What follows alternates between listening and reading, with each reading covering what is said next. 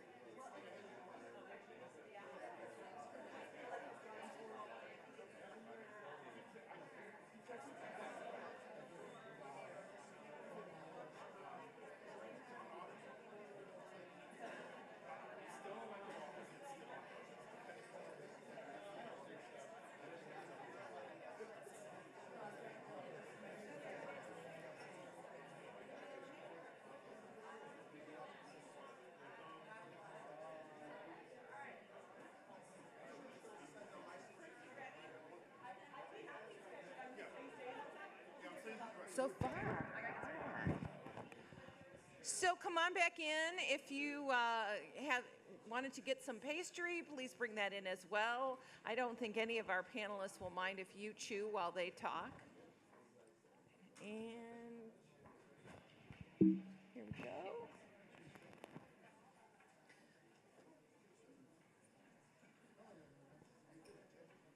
We are only slightly behind schedule, but we are going to get started. So it is my great pleasure to introduce my friend and colleague, Bruce Wingus, the editor of the Akron Beacon Journal, who will be moderating the next session on fake news and the 2016 election.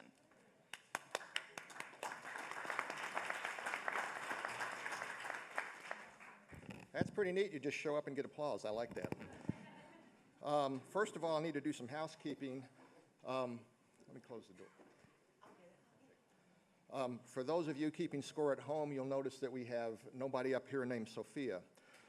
Sophia McClinnon from Penn State was scheduled to be on the panel, but she was taken ill. So we found not one substitute panelist, but two as of yesterday. We've got, please welcome Michael Scherer. He's the regional editor for Gatehouse Media in Ohio. Welcome, Michael. And Dr. Ryan Clausen, Kent State political science professor. Thank you both for joining us on such short notice here. To get us started, I'm just going to share a couple of stories, and then I'll turn it over to our panelists to talk. Let me start with this guy in Maryland named Carmen Harris. He listens to then-candidate Donald Trump speaking in Columbus, Ohio, about elections being rigged. So Harris decides to write a fake story so he can make some real money. He has this website called ChristianTimesNewspapers.com. So he puts this headline on his website. It says, "Breaking, tens of thousands of fraudulent Clinton votes found in Ohio warehouse." And he puts a picture on there, and he puts some names in there and stuff like that. The clicks that were generated by that story made this guy money to the tune of about $1,000 an hour for a while through ad revenue. Ohio Secretary of State John Husted and Franklin County Board of Elections exposed the story to be false, but by the time that happened, it had already been shared by 6 million times. Two footnotes to this story. In the fall of 2016, the website that the guy Harris had was valued at $125,000. He decided to hold on to see if he could get some more money. That didn't work out well for him because Google decided to pull its ads from fake news sites, including his, so after that, it was worthless. He didn't get any money for that. And then Harris was interviewed by the New York Times this past January, and after that story came out, he was fired from his job as a legislative aide to a Maryland Republican lawmaker. So I love a story with a happy ending there. A couple other things to share. Russia used 470 fake accounts to buy $100,000 worth of ads on Facebook promoting divisive social and political messages to Americans during this past election cycle. According to the Daily Beast, these propaganda posts were seen by a minimum of 23 million people and may have reached as many as 70 million people. Just a couple of weeks ago, the New York Times reported that an army of fake news, fake Americans were created by Russia on Twitter and Facebook to help fuel anger in our polarized country. So they not only made up stories, but they made up people. Amid all this, we have a president who freely labels as fake news that which he deems untrue. We heard taunts of fake news shouted at journalists who were covering the election, and those taunts continue today. And I'll leave you with a couple other thoughts here. Richard Cohen of the Washington Post wrote, I just love this quote, "When we agree, it's the truth. When we disagree, it's fake news." Don't know if fake news can be reduced to one sentence, but it's in our culture. It's going to be here, and so we got to deal with it. So what do we learn from 2016 as voters in general and journalists in particular? That's what our panel's here to talk about. And so I'd like to start by having each of our panelists introduce himself and herself and just give us a quick definition of fake news. We'll start with you, Indira. All right. Hi, everybody. I'm just thrilled to be here, and it's such great questions. So I'm looking forward to hearing yours for all of us. I'm Indira Lakshmanan. I am the Newmark Chair in Journalism Ethics at the Poynter Institute, as Kelly said, and I am also a columnist for the Boston Globe and spent the last 10 years in Washington covering politics and foreign policy, working mostly for Bloomberg, and before that I spent more than a dozen years overseas as a foreign correspondent, mostly for the Boston Globe, and also work in TV and radio as well. And can you give me a definition of fake news? Rita? Oh, my definition of fake news, I have a slide for that. So it's the first slide, which our friend will put up for us. And it's, yeah, I love this. This is from Arizona State University. And I love their little matrix that they've made because it sort of puts in a really easy to understand way the points that I think Kelly was making earlier about how fake news can be anything from an intentional hoax where you're either just trying to make money for sneakers like the Macedonian teens who we heard about, not necessarily a political motivation, to I would say groups like InfoWars, where I think they must knowingly know that the information is not right, that, that in fact Sandy Hook, the massacre, was not fake, but their political motivations, all the way over to The Onion. And I will say, I know Kelly mentioned The Onion about how, that gets retweeted and then it becomes fake news when it's actually meant to be humor. I spent 7 years as a foreign correspondent based in China, and Chinese state-run news organizations routinely picked up stories from The Onion and wrote them up in the People's Daily and China Daily. I feel believing they were true. I don't think they were trying to mock America so much as, maybe this goes back to confirmation bias, saw crazy stories and thought, oh my goodness, isn't America crazy? And then they'd write it up, and we would always, face palm and say, oh my God, it's The Onion again, appearing on the front pages of China's newspapers. I think that the editors have gotten more savvy to that now, but certainly in the late 90s and early 2000s, The Onion routinely appeared in Chinese media. So, fake news. Great.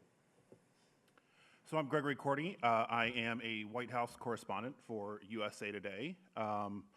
And I also am from Ohio. I have worked at newspapers in Lorain, Ohio. I worked for the Akron Beacon Journal, for Mizell, and for Jan. I went on to the Cincinnati Enquirer, and then to USA Today. I'm a proud graduate of Ohio University, and I know we have another Bobcat here on the panel.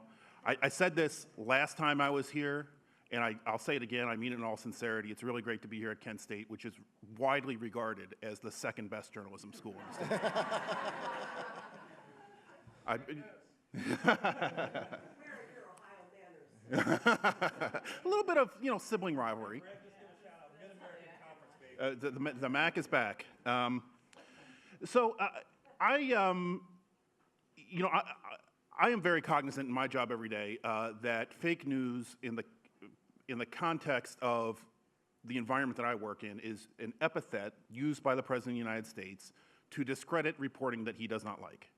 And I brought a whole presentation full of Trump tweets. I'm not going to go through them because we've already been through enough, and probably you've already seen enough to last you a lifetime.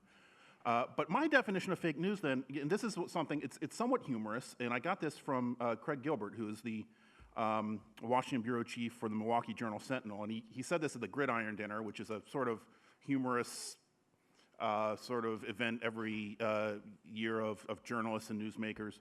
And he said, everybody's talking about fake news these days, but it can get a bit confusing because they're not always talking about the same thing. For example, there's genuine fake news, which is actual fake news made up by actual fake journalists. And then there's fake news, which is when people who don't like real news call it fake news. And then I would add that it gets even more confusing because within that fake news, there is real news that's actually fake, done by real reporters, that is inaccurate, has a problem, that the president will then seize on and say, well, see, that problem's not true. The first ever Trump fake news tweet, which somebody showed before, was him pushing back on a report on CNN that he was going to go on, continue to have a role on The Apprentice as president.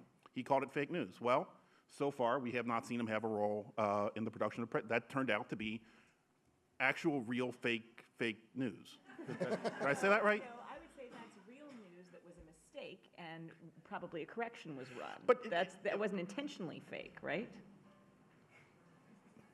And here's the discussion that I think we need to have. Because a lot of people don't make that distinction, right? And this is, I think, a family conversation we have to have within journalism, that if you are using an anonymous source to say And that's what this story was, an anonymously sourced story that says that President Trump will remain on The Apprentice as president. And that turns out not to be true. Where's the accountability? Right.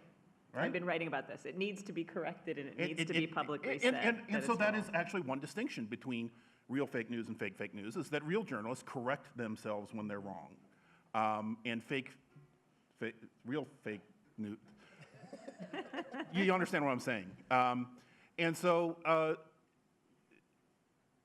yeah, so that's my very confusing definition of fake news for now. Ryan, can you bring us some clarity, please? I'll try to. So I'm Ryan Clausen, and I'm a professor of political science here at Kent State University, and I conduct research on participating in elections, how people vote, why they vote, who they vote for. And I've also done quite a bit of public opinion research on the sort of capacity of Americans to do their due diligence as democratic citizens. And so I think that's maybe where my research agenda dovetails with the topic for this conference.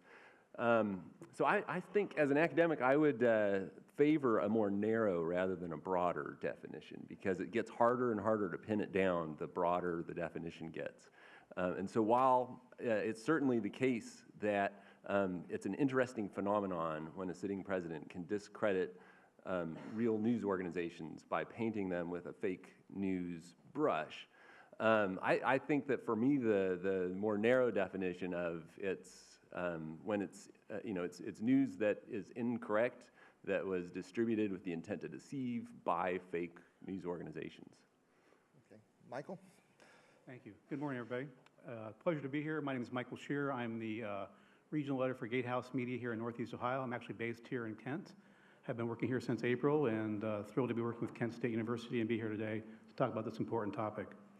I also bring a perspective I think it might be a little different in the sense that in the past year I've been associated, I worked for Gannett for the past 17 years and oversaw newsrooms in 10 Ohio communities as close as Mansfield to here and so on, and have had a good opportunity to understand how a lot of voters in what you may consider Trump territory based on election results, how they perceive the media and how they view what we do every day.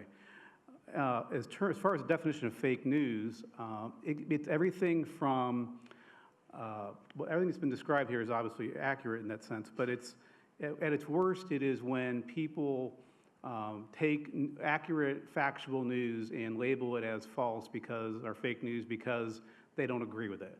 And that is a significant issue that I think is probably at the crux of what we really need to talk about here today.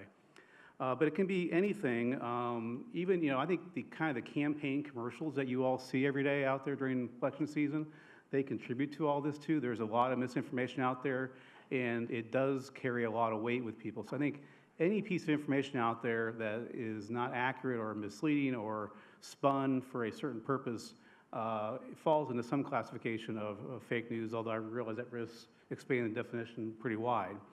But it's also, these are real life, and probably the oddest example of fake news I've had is a few years ago, we had someone take an old article off our website when Trick or Treat was canceled 2 years before, and recycled it on Facebook as Trick or Treat's been canceled for tonight.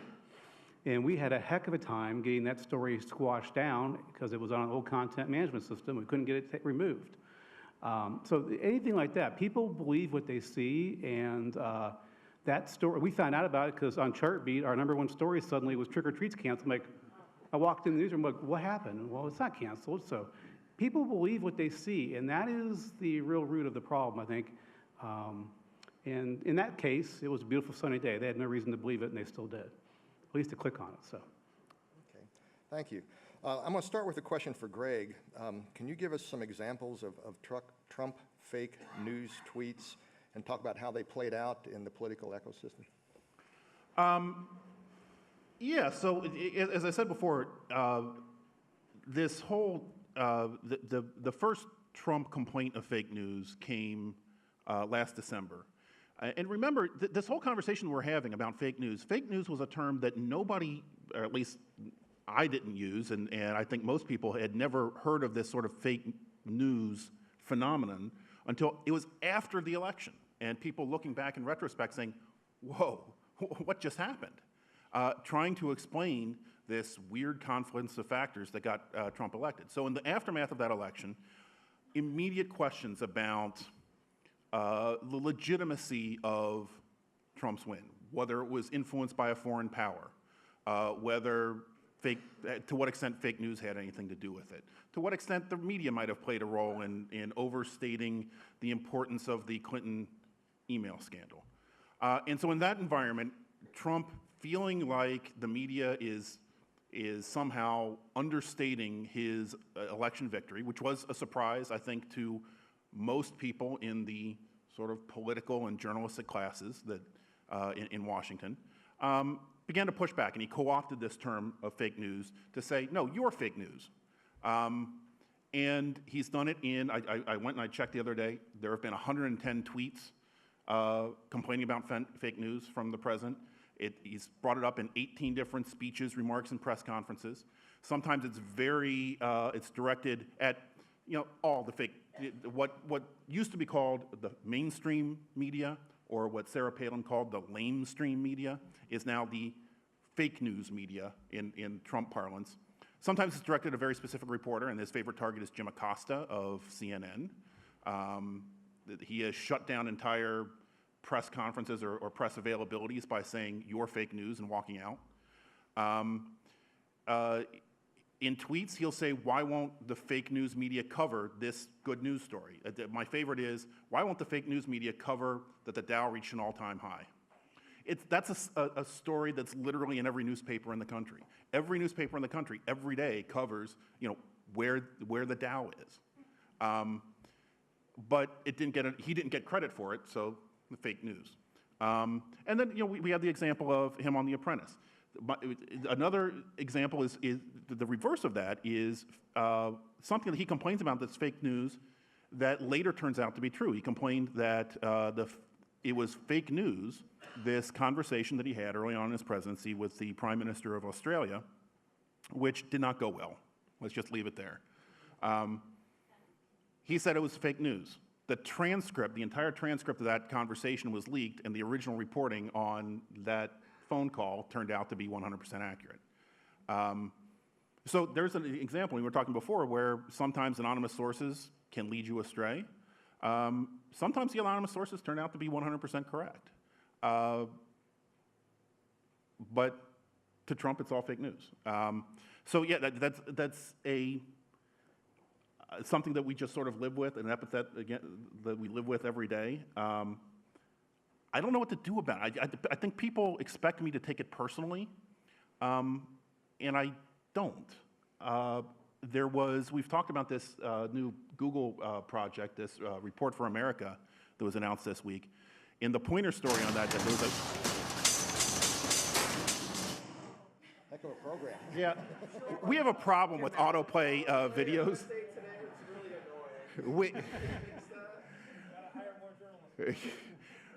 Yeah, so we have autoplay on our videos, and it's very controversial.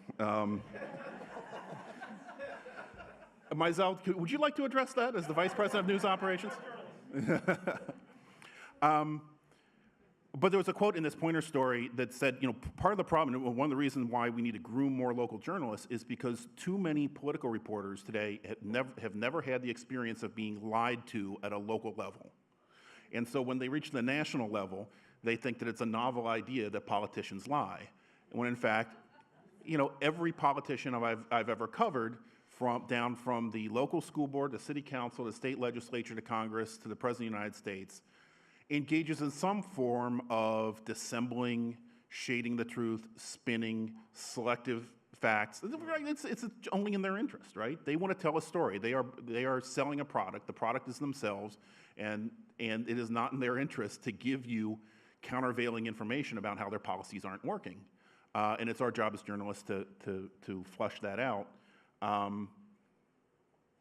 And that, we've now reached this environment where those same politicians can push back. They have direct access to forms of communication like Twitter or Facebook or whatever else to give their own narrative without the filter of the press. And so you have President Trump, when this came up earlier in the summer, these continuing questions about his use of social media. Mizell, my vice president of news operations, who's 3 or 4 steps up the Gannett hierarchy than I am, thinks that we shouldn't cover Trump tweets. I'm still covering Trump tweets because they are messages from the President of the United States.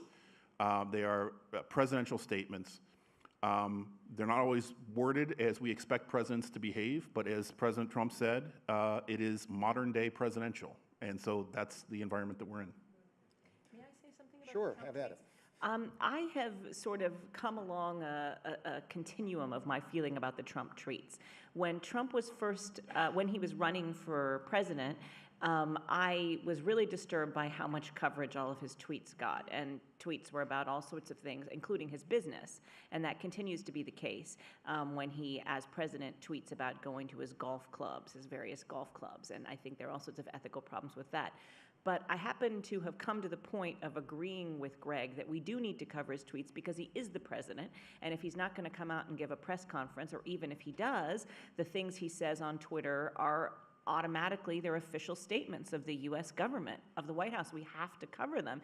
And as much as we're shocked and all of us are up at 5 o'clock in the morning to see what he's tweeting, and every news organization that has a White House team has someone whose job it is to be awake early in the morning to make sure they don't miss the Trump tweet.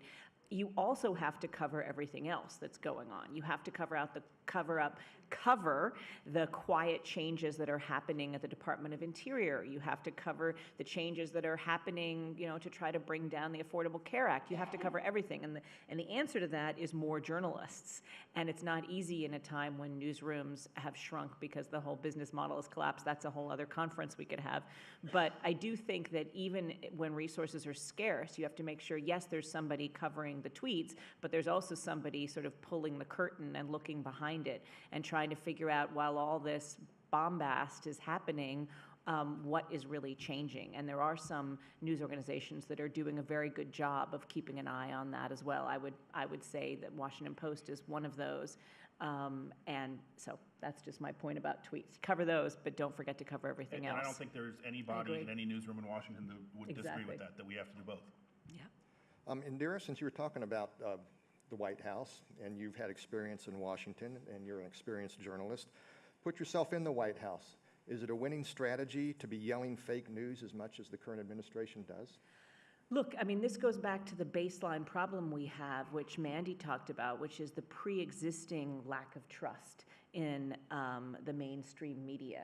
There are studies over time that show that this has always been a problem in the sense that people have always trusted their news sources. They don't necessarily trust the news writ large. And but this has been declining historically since the 1970s when Gallup started looking at it. I have a couple of slides on this, on trust in the media.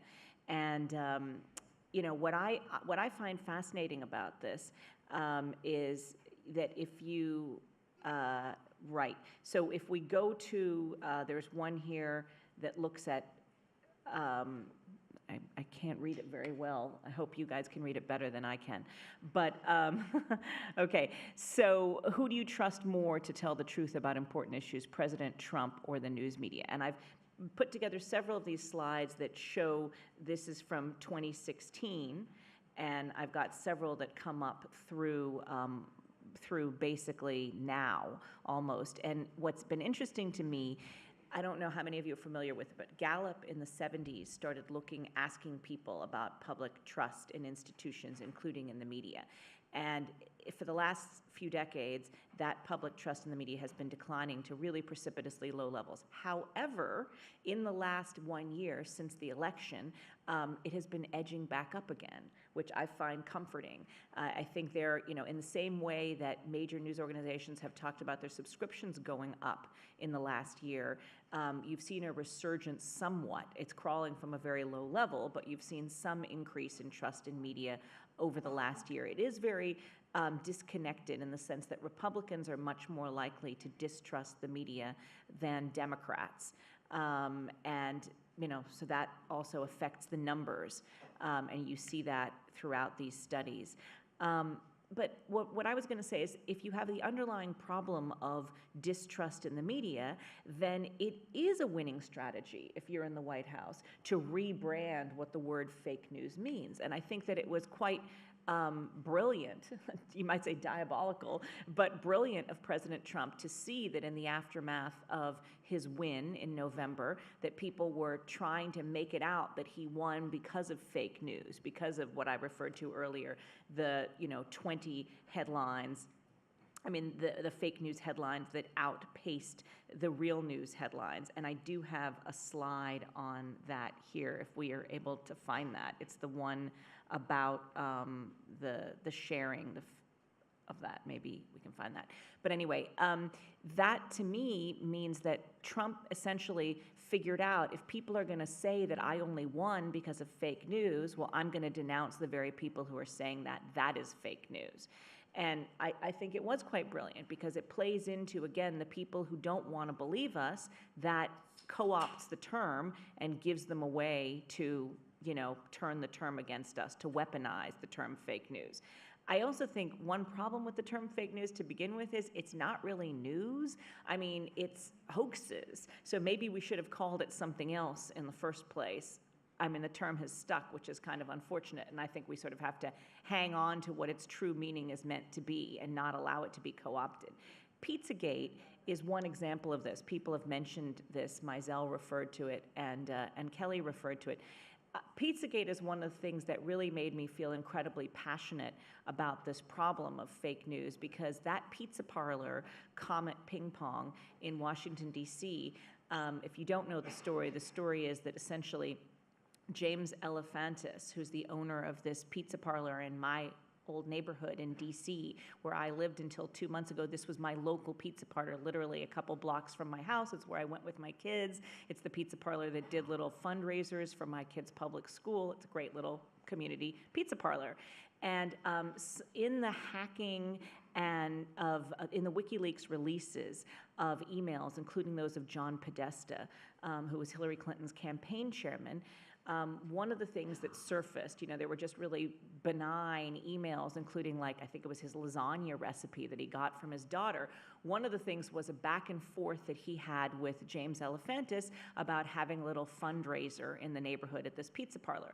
So people, anti-Hillary Clinton forces on the internet, seized on these and changed that into, okay, here's a guy who runs a pizza parlor that is helping Clinton with a small neighborhood fundraiser, so let me turn that into, this must be a pizza parlor where there is pedophilia going on in the basement and a dangerous sex ring, forced sexual slavery of children, and it's all being directed by Hillary Clinton and John Podesta. It sounds completely crazy because it is, and first of all, there's not even a basement in this pizza parlor.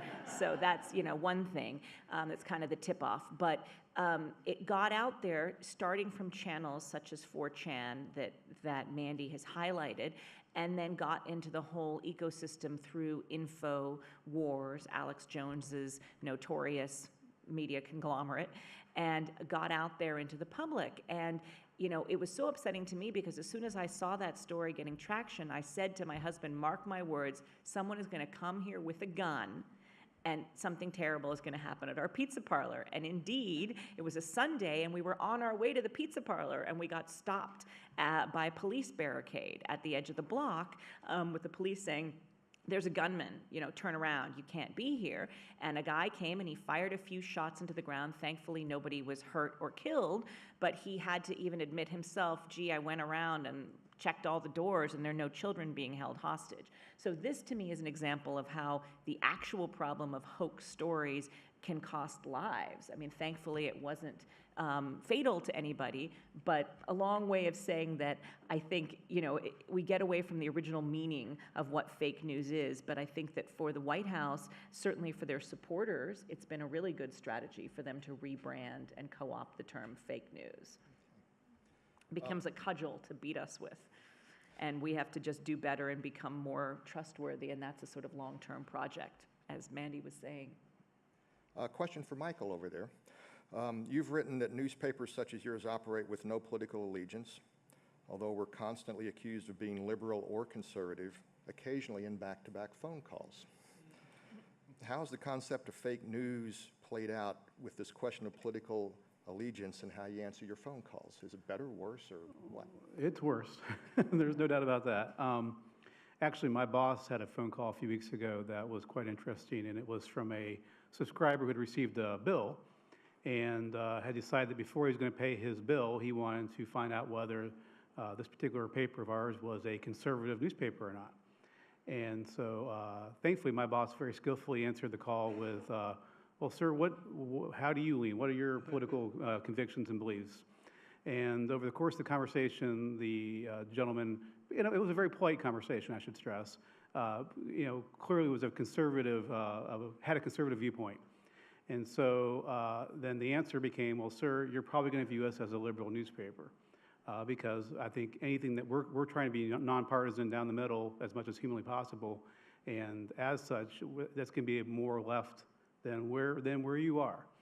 And so the conversation ended cordially and all that. But I don't know if the guy subscribed or paid his bill again or not. But there's a very real issue there for all media that rely on paid subscribers that we're being judged in a more harsh light than we ever have been before. So. I think that conversation, as it was related back to me, inspired the column that you quoted there. And I think the big issue here for people is that we don't always understand each other very well. And if you could be talking to the most middle, moderate person in the world who sometimes votes left, sometimes votes Republican or Democrat, whatever it may be, and they'll be more conservative or liberal than you are, and you may brand them as a liberal or conservative when they're moderate. So I think that lack of understanding among the populace, as we talk about lack of understanding what's being said or the conversations that are out there, it can be really a challenging situation. And the other thing is we're getting scrutinized a lot more heavily. Any bold column that I run from a left or right perspective, I tend to get a phone call or two about it or an email. And a few weeks ago, we were actually accused of fake news here. And it was involved a wire story, but there were protests out in San Francisco one Sunday here recently that started out fairly peacefully, and one of our wire editors pulled a story, put it in the paper, and it basically ended up being fairly inaccurate because later in the evening, and I'm not sure if we did a good job of updating the wire or not, but the story, the protest turned more violent and got out of hand a bit. And so when the story runs in the paper the next morning saying it was not violent, it was peaceful, versus what really happened, the time cycle caught up to us for print at least. And it was, you can understand why somebody who saw the protests that were more left-sided, I guess you might say, the left protesting, they viewed it as inaccurate. And the guy emailed me, and he was right to some extent in that what we published was not true in the end, but there was certainly no attempt by our journalists to mislead people or be inaccurate, just how the circumstances worked out. So I think the scrutiny that we're facing is very real, and that's healthy in some ways, but it's also very challenging in many more ways. Okay. Question for Ryan. You're a political scientist. You study politics and behavior. How did fake news affect political engagement in 2016? Did it lead to a higher voter turnout of possibly misinformed voters, or how did that play out? So I'll talk about turnout a little bit and then give a more general answer about how it might have impacted the election as well.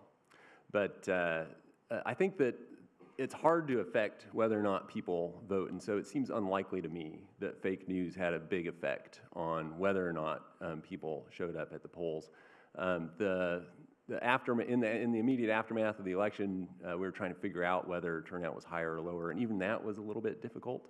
Political scientists always turn to a political scientist by the name of Michael McDonald, and a lot of journalists do as well. CNN was reporting that McDonald's figure had the 2016 turnout as just off of 2012. And 2012 and 2008 were both really high turnout elections. The things that seem to affect whether or not people participate are things like whether it's a close race, whether it's an interesting race, whether it's hard fought. Whether there's weather. Whether there's weather, yeah. I mean, I suppose that on the lower end of things that can affect whether or not someone goes out to vote, rain, sometimes prevents some people from turning out. Cold weather.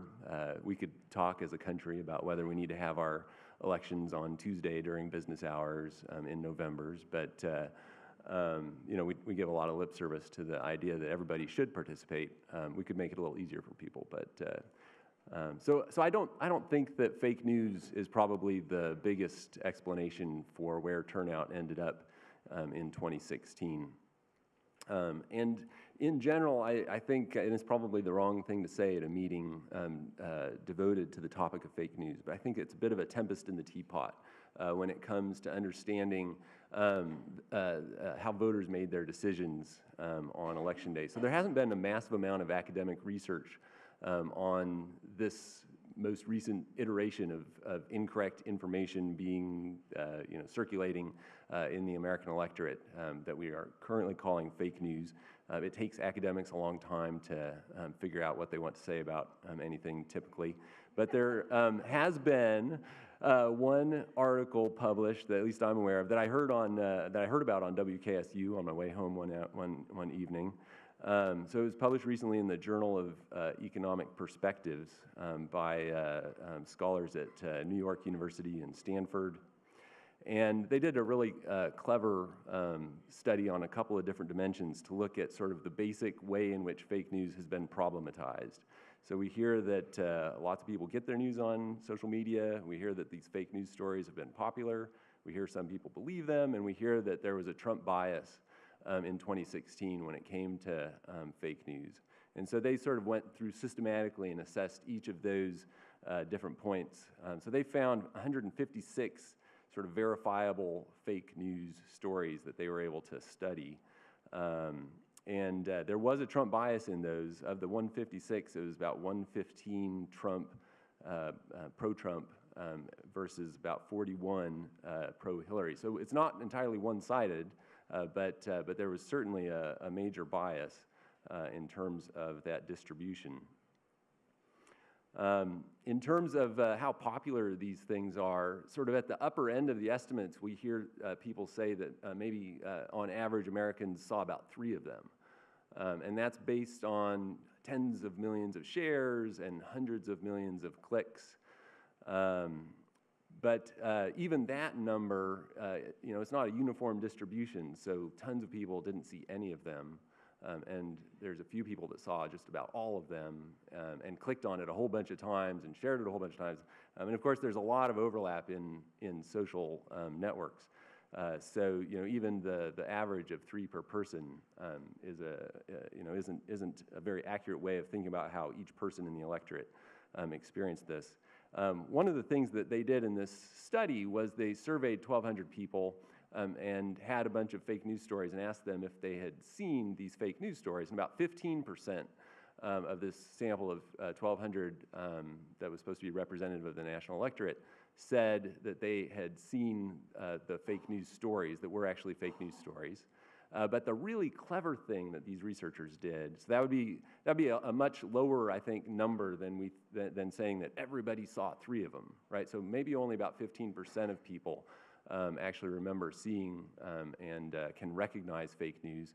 But the really clever thing that these researchers did was that they also included a placebo set of fake news stories. So these were fake news stories, right? So yeah, we'll trip over that, I'm sure. And about 14% of people said that they had seen the fake news stories.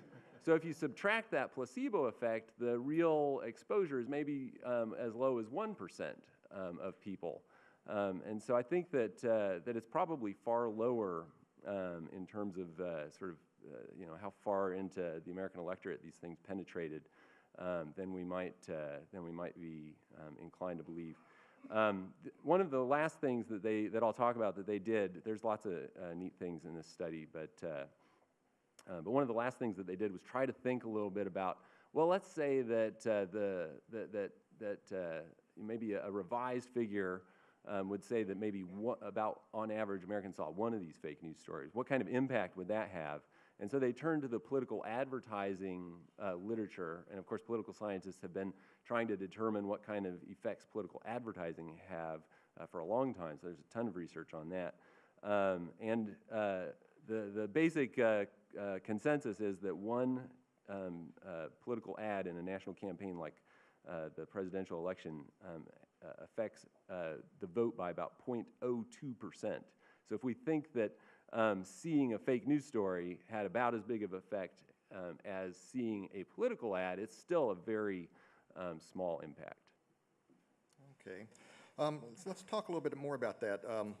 This is for all of y'all. Do you feel that fake news will have as much of effect on future elections as it had in 2016? Will we as voters learn to throw it aside, even if it's a small percentage, or will we embrace it because it backs up what we believe? Anybody? Well, I will say, so they say in this study, there's just a ton of great stuff in this study, but they say that people are about 15% more likely to believe a story if it shares their partisan predisposition. One of the other things that they point out, and I think Indira's slide showed this as well, traditional media scores way higher on trust than stuff that people get from social media. I think that, there are a number of initiatives underway to try to prevent fake news from having an effect not just on American elections, but on elections and democracy all over the world. And a first draft, which Kelly referred to, Claire Wardle's organization, is one of many groups that are working on this problem, for example, in Europe. And as the Storyful slides from Mandy pointed out, it was interesting how there was a concerted campaign to put fake news out before the French election. That's also true ahead of the German election. It was true ahead of elections earlier this year, also in Belgium. And what has been interesting is seeing how it is less the sort of soil. If you think about the seed and soil effect, the soil there is less fertile for taking on fake news and allowing it to grow because there is more trust for establishment media. And so these sort of wild sources that came out of the blue were less likely to grow in that soil. We have a problem with our soil here in the United States. Because there is such low trust, it just allows things to go wild. And this is a problem, we'll talk about it on a panel coming up about news literacy, and Damaso will talk about the idea that you need to sort of catch kids when they're young, so that when those kids become voters at age 18 and beyond, that hopefully they're more skeptical of information that they see, they check it more. The people who are the adults now who are just retweeting, less on Twitter, Facebooking and sharing on Facebook information that they see simply because of the confirmation bias. It tells them what they want to say, what they want to believe. Hopefully those kids, if we're teaching them young, when they grow up, they won't be doing that. I will say Facebook has been involved, and they're working with the International Fact-Checking Network, which is housed at Poynter, and a number of other fact-checking organizations to try to flag content that has serious problems and that has been questioned as not being true. We need to know from Facebook much more about what effect this flagging is having. They have not given us the real they have not, they've told us it's effective, but they haven't shown us the underlying data to prove to us how much less is this information being shared once it's flagged. That's, one of the initiatives underway, but of course, I just want to say this, I think we all know that Facebook's business model depends on engagement.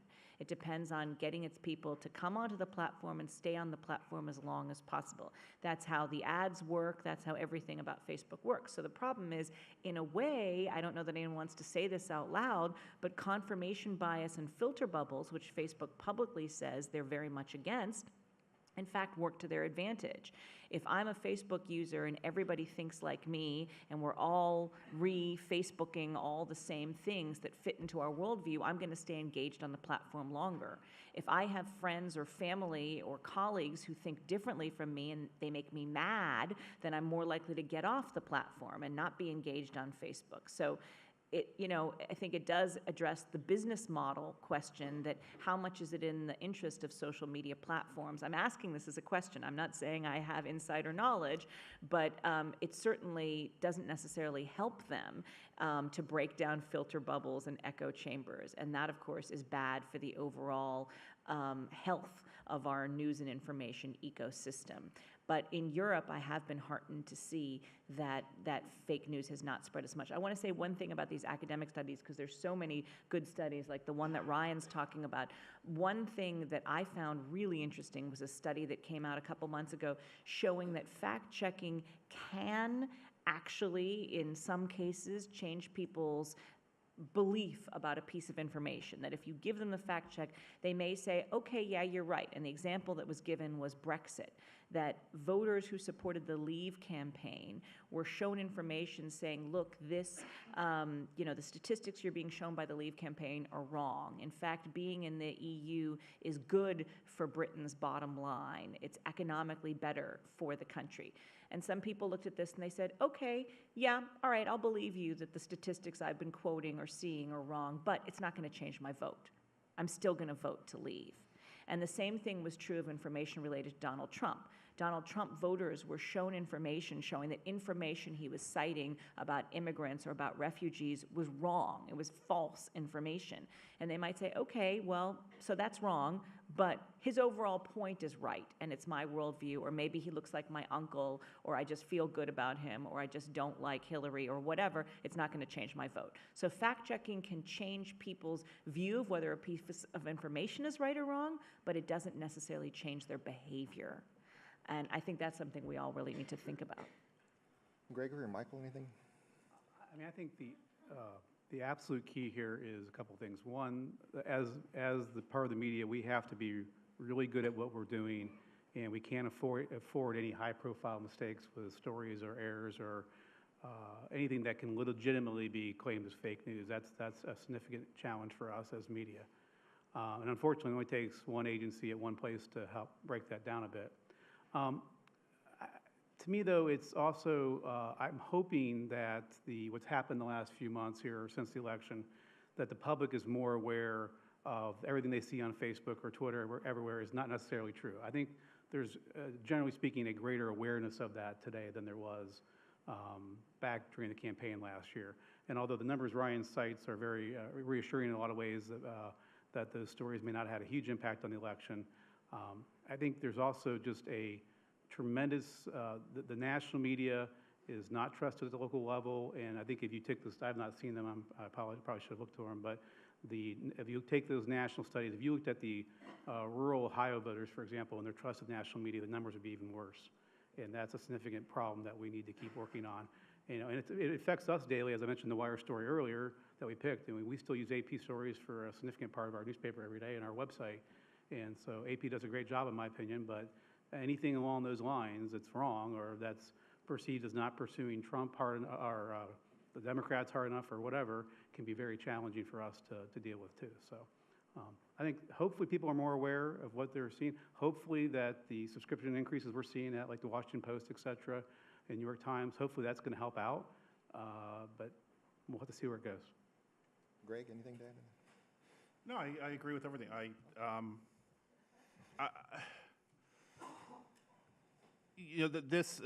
This point's been made before, but this fake news phenomenon didn't just pop up in 2016 out of a vacuum. It has its roots in distrust of the media that goes back, especially on the conservative side, 30, 40, 50 years, maybe longer.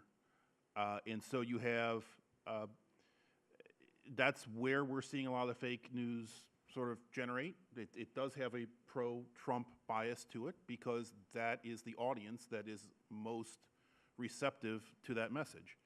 How do we rebuild that trust? I mean, that's, I hope, part of the takeaway here today. I think it's going to come from journalists being better. I think it's going to come from news literacy. I think it's going to come, at least part of the solution is going to have to come from the public sector and public institutions. It's going to have to come from politicians willing to engage with the real media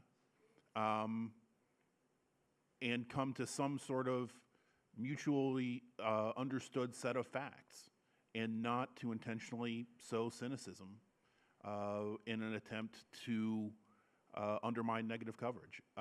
That's a tall order there, what I just said. I mean, and the problem is, in this politically polarized environment, it takes a lot of collective action from a lot of people, and all it takes is a very small minority to engage with this fake news, to share this fake news, to create a problem for the other maybe 99% of people who may not receive fake news, may not be receptive to it, may not believe it, but it's still something that is, as Mizell pointed out, taking up a good amount of journalistic resources. I have one more question for the panelists, then we'll open up questions from y'all. Most of us in here publish news, verify facts, take that very seriously. Facebook and other social media do not. They say we're just a portal. Do you all see a day when social media such as Facebook and Twitter will take a more responsible role in the information they disseminate? Anybody? I'll take a quick stab at that. They're absolutely a publisher, and for social media platforms to say we're not a publisher, it just makes no sense. I mean, the basis of it is not just people sharing recipes and saying what they had for lunch. As we know from, a Pew study, 60% of American adults said that Facebook was a primary source of their news consumption. Now, we can't know if that number is really true unless we have telemetry on people, that's actually monitoring their consumption of news and information, as AI specialists and, computer scientists have said to me that we can't know whether that Pew number is true, but we can know that that's self-perception at the very least. 60% of Americans think they're getting their news primarily from Facebook. And I mean, I think that one problem that bothers me is the extent to which American news executives believe that they are powerless and that, Facebook controls everything, so they have to play ball with Facebook. Facebook wouldn't have any content if they weren't using our content. I mean, that's my perspective. It would then just be simply recipes and pictures of people's dogs and kids.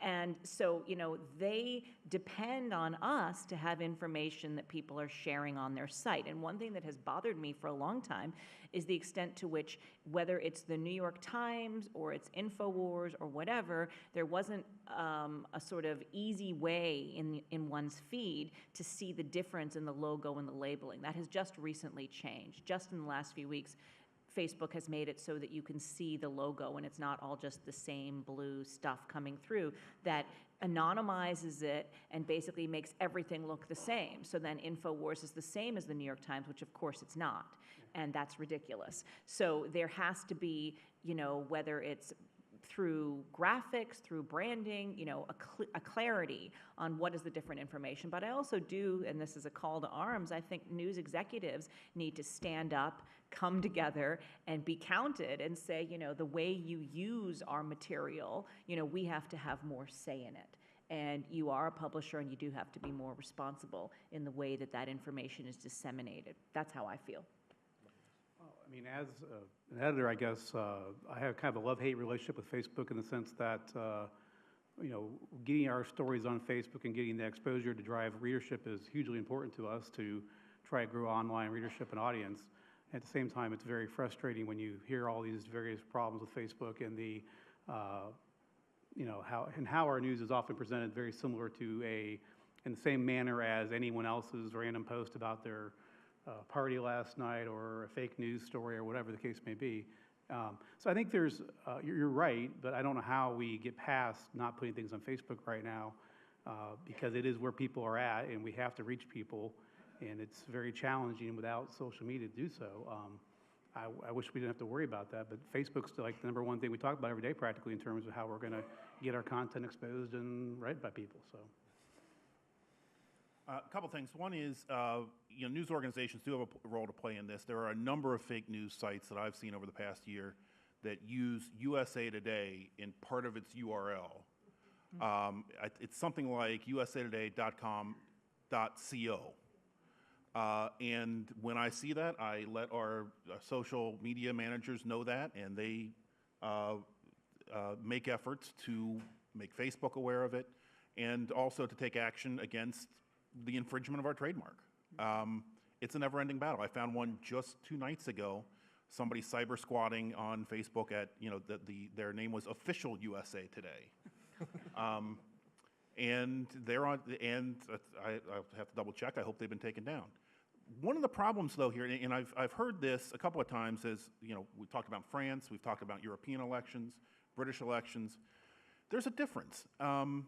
there are a number of differences. One is that under the Communications Decency Act, Facebook and Twitter are internet service providers that cannot be held responsible for what someone else does with their media. And that was a law written to address child pornography that now has a different implication in the era of fake news. Europe has been, the European Union has been much more aggressive about this. They have gone after Google and for using their monopoly power. They have passed a right to be forgotten law that says if you are mentioned in a news story, having done something stupid when you were a kid, and your name now comes up in a Google search result, you can ask Google to take that down. You don't have that protection in the United States. We have the First Amendment, and for better or for worse, and I happen to think it's mostly for better, but the First Amendment is now also being used as a weapon against itself. That because we have this near absolute freedom to speak, that means that fake news has just as much constitutional right as real news to say their piece.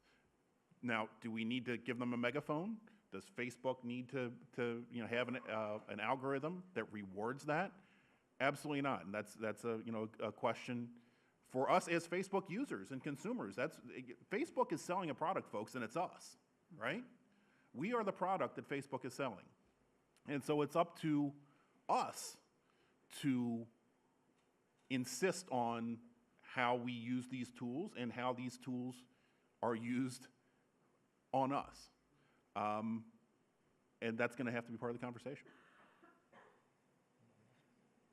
Yeah, I don't know if that I have a lot to add to all of those excellent points. I do think that all of the sort of prosecutorial interest in fake news here in the Mueller investigation, sort of alongside of the Russia collusion investigation, is the possibility that Russia was involved in fake news, and the FBI has weighed in on that earlier, of course.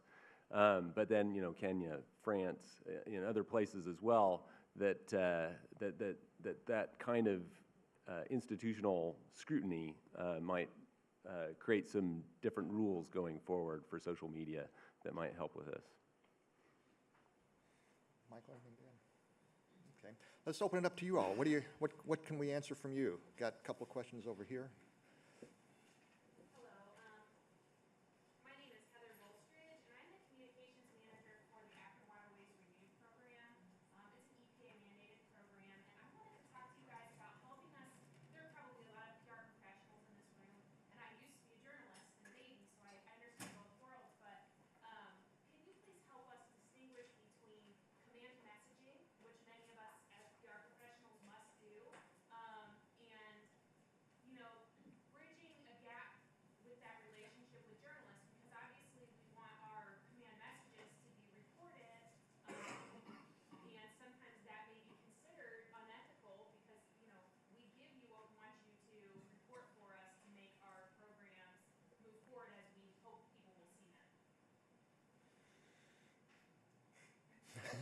Congratulations, you stumped our panel.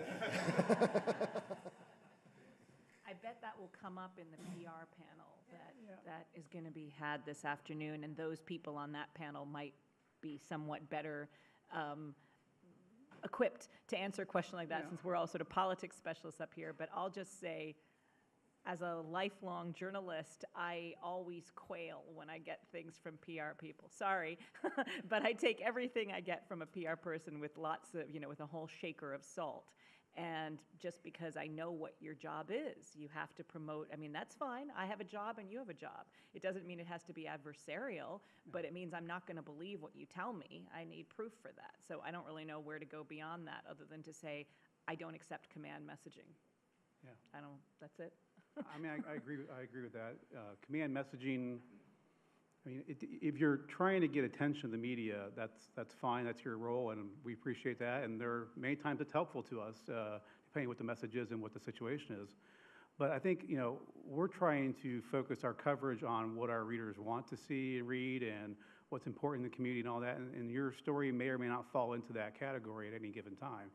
And so, if a command message is ignored, that it may be the wrong day, it may be the wrong hour, it may be It may work 3 days later, who knows? Every day is different in our business, and where our priorities fall in any given moment can change quickly based on breaking news or what's happening at any given time. So, I think this develop a relationship with journalists and talk to them about what you're trying to communicate. And yes, they will be skeptical, and they should be skeptical, but relationships are the best thing to make that work. As we were talking earlier about in the first panel about having relationships between journalists and readers, it's the same type of situation. So, Question. I have a question that is primarily Are the microphones on? testing. My question is primarily about the amplification of news stories, real, fake, deliberate, inadvertent, all of the above. It seems to me the most important thing isn't whether or not Alex Jones publishes something in InfoWars that is then picked up by Fox News or by the opinion people on Fox News. It's how many other sources, including Fox News and subsequent to Fox News, or maybe saying it slightly differently, if the Times prints a story, excellent reporting, that is amplified by NPR and by CBS, it's the amplification process that seems to me that really is where it starts to bite down. And I'm curious if you would comment on that. And also, related to that, is any news organization really doing an effective job of communicating across different tribes? If we live in our very own bubbles or whatever metaphor you want to use, what news organizations are doing a good job of being above that particular level and being able to communicate with within more than one bubble? I think you raise a good point on your first question, and I'll even take it a step further. Because we're having this short-circuiting, right, where it used to be the media, the national media would be some sort of a gatekeeper to decide, what to sort the wheat from the chaff, the fact from the fiction before it gets reported. Now you have the President of the United States as someone who uses Twitter to disseminate information, but also uses alternative media to receive information. Mm-hmm. So when the President of the United States says something, how do we know whether he has that knowledge because he read the President's daily briefing from the intelligence community that morning, or whether he just saw it on Twitter? Donald Trump is a very avid consumer of all kinds of media. And so you could, I think this would be a great public service, if someone could annotate Trump's tweets by putting them side by side with a transcript of Fox and Friends. Because very often you'll see these tweets, and I'll be honest, sometimes I see them in the morning, it's my job, so I have Trump tweets, pushed as notifications to my phone, and I'll see them, and my first reaction is, well, here, and as we're talking here, here's 2 new Trump tweets. Spoke with Fox and Friends about Graham Cassidy. Well, these are retweets. But so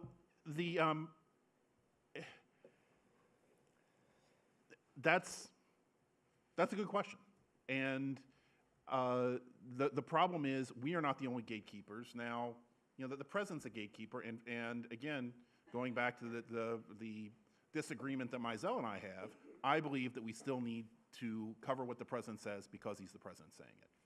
And to answer your second question, I would respectfully, hold up USA Today as what we aspire to be at least, is the nation's newspaper, as the newspaper for the entire nation, not just, the coastal elites.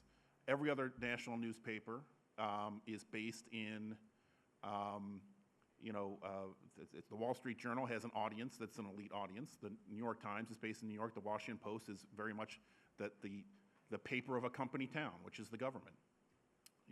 USA Today is an outside the Beltway newspaper. That's just literally true because it's just out our headquarters at Tyson's Corner, Virginia. You can see the Beltway from Tyson's Corner. But we're an outside the Beltway, and we do have 109 other daily newspapers across the country that inform our reporting. And every analysis that I have seen of that attempts to rank news media outlets from most conservative to most liberal puts us pretty much dead on center. I am concerned that the center is not always the best place to be, because to a conservative, as the country becomes more polarized, to a conservative you are liberal, and to a liberal you are conservative. And that middle is shrinking. And we have fewer and fewer agreed upon facts that all of us can agree to. I hope we can get back to that. I hope that there's still a role for nonpartisan, objective, independent media in this country, but the technology and the proliferation of other sources of information is undermining that. May I add one thought to that? One thing that I have found fascinating is, this whole idea of we have this culture in the United States, at least in my lifetime, of being nonpartisan, that we're all, those of us who came up in traditional newsrooms. I started my career at NPR on the foreign desk, and then, learned the trade as a Metro reporter, as a school board reporter at the Fort Worth Star-Telegram, and a police reporter at the Boston Globe. And I remember being indoctrinated wonderfully by my Metro editors about what to believe, what not to. Basically about being skeptical and checking everything, like check it and then check it again and then check it a third time, and and also about impartiality and not trying to show bias. That has changed dramatically in what is the news environment now. It's the and so much of that is technologically driven by the advent of the internet, which didn't exist when I started as a reporter, and just the fact that anybody can make a blog, the rise of hyper-partisan news sites. If you're interested in this, I would highly recommend the work of Craig Silverman of BuzzFeed, who's done some fascinating, really in-depth reporting with other folks at BuzzFeed about the rise of hyper-partisan media online and how it has shifted the media landscape. Drudge is just one early example of that. We all know about Breitbart now, but the examples are legion, and they exist both on the left and the right. I look back at that Gallup study that began, which I keep referring to, that began in the 70s, looking at trust in the media, and I honestly believe that in some ways, and I wish I could pair up with an academic and do some research to try to prove this, but I believe that the fact that we've been falling ever since the 70s in the minds of the American public in terms of trustworthiness is partly because of the changes in the FCC, the deregulation due to Ronald Reagan that allowed for the rise of talk radio and cable news and Fox News in particular and Rush Limbaugh. And it allowed, the idea was, if we no longer had to have the Fairness Act in quite the same way that we had in television and up until through the 1970s and into the early part of the 80s, if you didn't have to show every point of view because there were going to be so many points of view. Not to quote Mao Zedong here, but the notion was letting 1,000 flowers bloom, right? If everybody's going to be out there with their own opinion, then you don't have to give left, right, and center in any one presentation.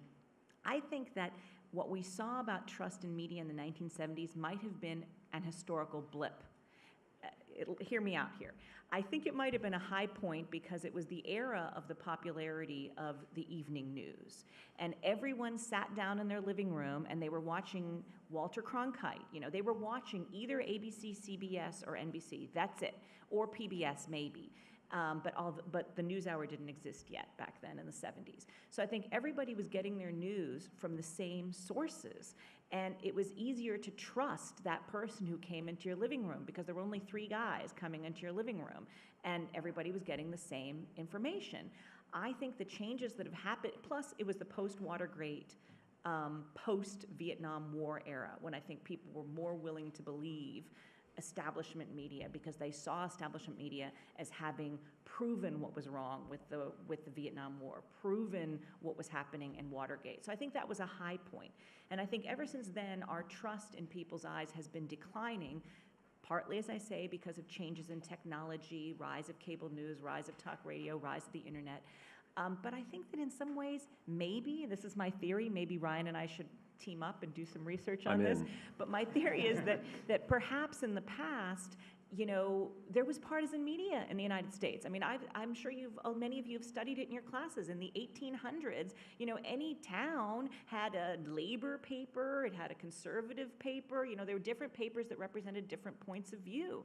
And that's where I think that people have traditionally believed their own newspaper that adheres to their worldview, and they haven't believed the others. So I do think maybe the 50s to the 70s was an irregular period of high trust in media because people were seeing one regulated thing. I feel like Connie wants to jump in here, but that's my theory.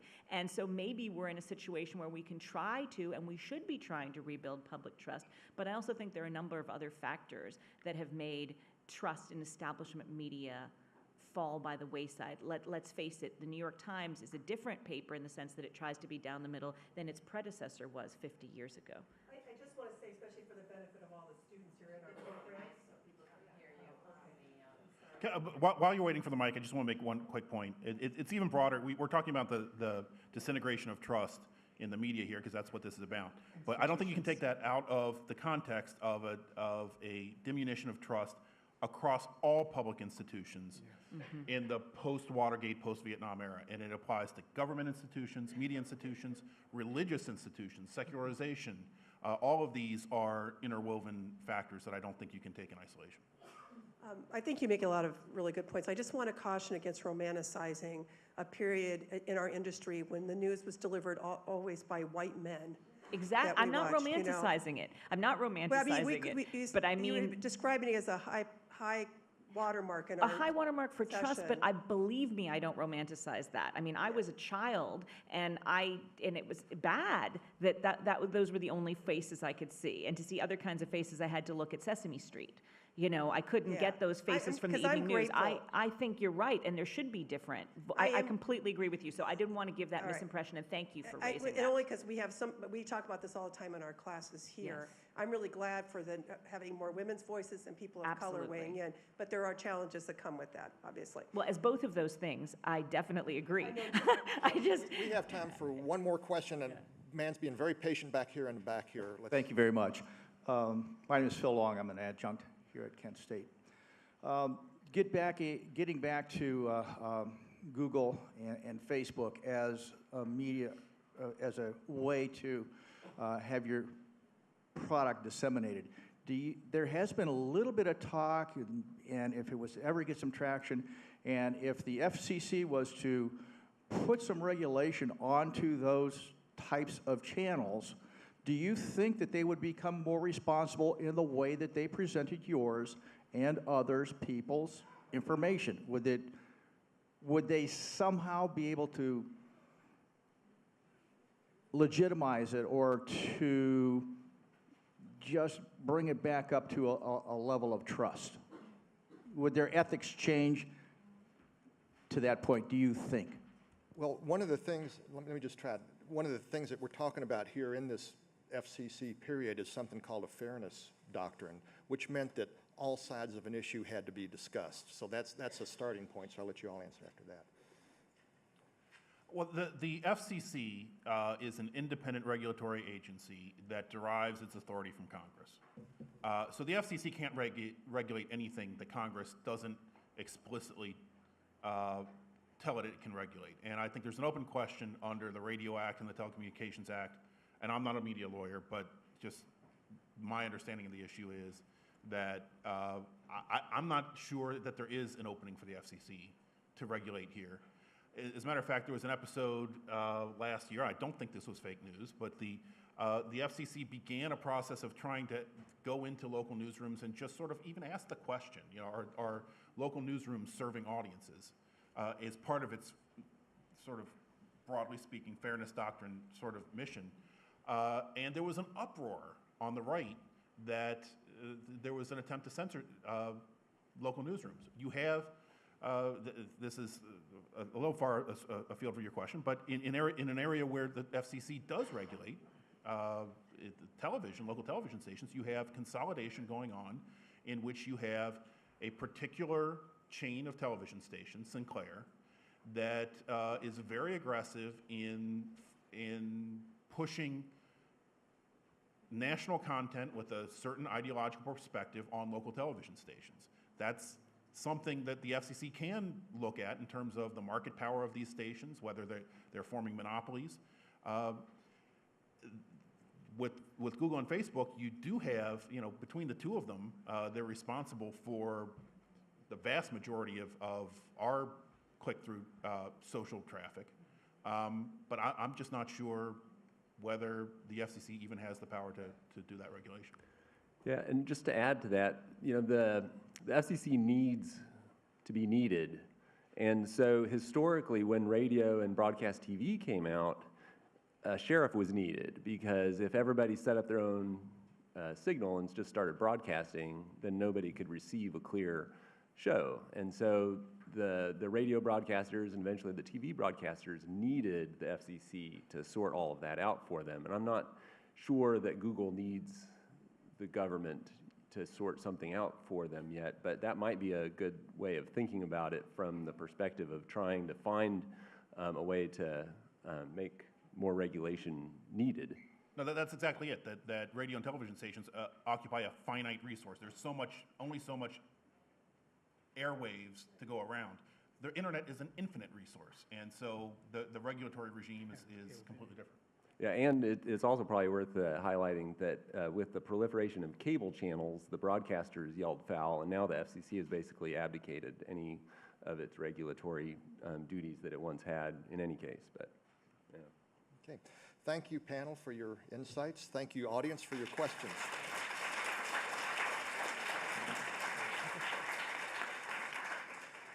Thank you. So this day really goes fast for me, and now I understand it's going fast for everybody else. All right, lunchtime, yay. So remember, if you have a tag, you go outside now and get lunch and come right back for our keynote speaker who will be talking while you are eating. So run out and run back. So